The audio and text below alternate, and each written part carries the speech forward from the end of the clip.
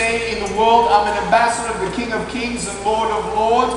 And you girls, you're a daughter of the King of Kings and Lord of Lords. You are royalty. You guys, you don't need to say the F word to be cool. You don't need big biceps. My biceps are so big they fell off. You understand? You don't need the recognition of people at your school. You don't need a girlfriend to feel like you're okay and everyone's okay around you. You don't need a boyfriend to feel love. You need to know the truth, and you have to be free indeed. Free of the disability of fear, F-E-A-R, false evidence appearing real. By the power of faith, F-A-I-T-H, full assurance in the heart. If you're in a broken home, I am not here today to tell you that this is worse than what you're going through, because I'll tell you right now, I know some teenagers who would give up an arm for their mom and dad who had never fought in the first place. It is worse being in a broken home than having no arms and legs. Fear will cripple you more than having no limbs. What's your disability?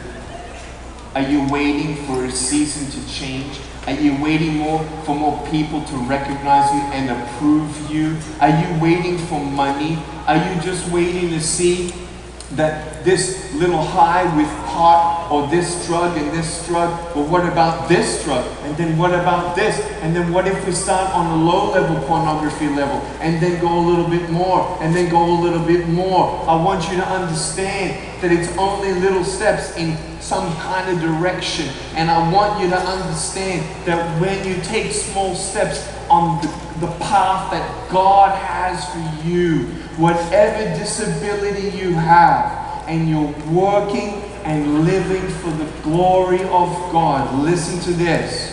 When you spell the word disabled, D-I-S-A-B-L-E-D,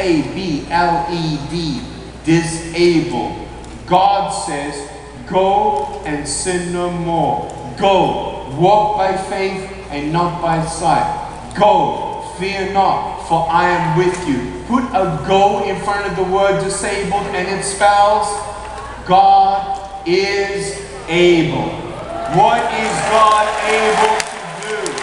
My God is able to do exceedingly abundantly more than I could ever imagine or ask or attain. God has so much for you that when you're holding on to something, you hold on to a bundle of cash. Can you imagine right now? $10,000 cash, all in C notes, in 2 hands. And you say, this is mine, this is mine. Then you can't have it, this is mine. And guess what? The person that person's talking to is getting ready to hand over not more cash, but something that looks smaller. It's a blank check. And a blank check is way more money than $10,000 cash. In our life, we hold on to things and we feel like this is good enough. It's like hiking up a trail, up a mountain, like I was actually going in Colorado just last week. And you go up a hiking trail and the view's gorgeous. And I could decide just to stay here. This is beautiful. But God says, no, I got more. I got better than this. Come with me. You go high, like, wow, wow. It can't get better than that. And you get to the very top mountain, to the peak of the peak. And wow, this is amazing. And he said, don't worry, I've organized a hot air balloon. Do you understand? There is no limit on what God can do. And if God can use a man without arms and legs to these hands and feet, then God can use you. Money, drugs, sex, alcohol, pornography, fame and fortune. If you put your happiness in temporary things, your happiness will be temporary. Put your joy in the Lord, and the joy in the Lord will be your strength.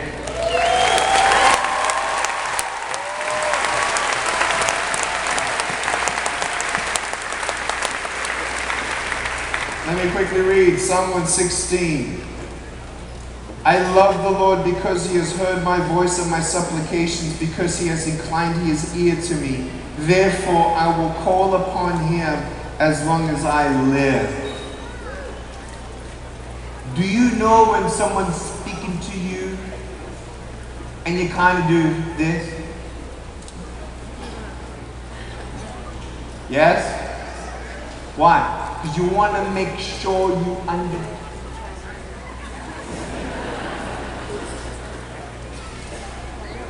Did you get that? Were you just reading my lips for a second? Because your eyes were inclined. What did he just say? Why do you do that? Because you respect that person?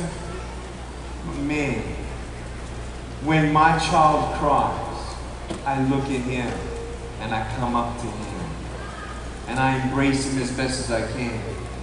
And I thank God that even though I was one day worried about how I'm going to hold my kids when they're crying, when Kiyoshi cries, he puts his arms around me. God heard my prayer and my cry, and he saw my broken pieces.